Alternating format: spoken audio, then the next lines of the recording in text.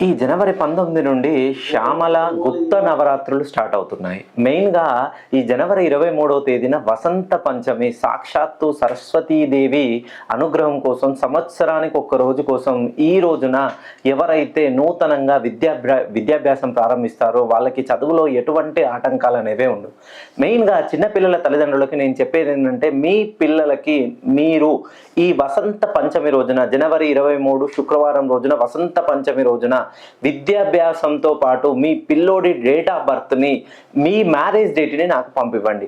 ఒక్కసారి మీ పిల్లోడి పేరుని 270 డిగ్రీలకి కరెక్షన్ చేసి ఆ రోజున మీ పిల్లోడికి విద్యాభ్యాసం అనేది ప్రారంభించినట్లయితే చదువులో ఎటువంటి ఆటంకం ఉండదు, అనూహ్యంగా దూసుకెళ్తాడు.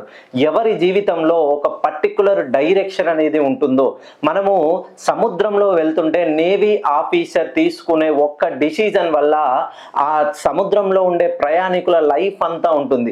కేవలం మీరు తల్లిదండ్రులుగా మీరు తీసుకునే ఒక్క పేరు డిసిజన్ వల్ల ఆ పిల్లోడి 100 సంవత్సరాల భవిష్యత్ అనేది డిసైడ్ అవుతుంది.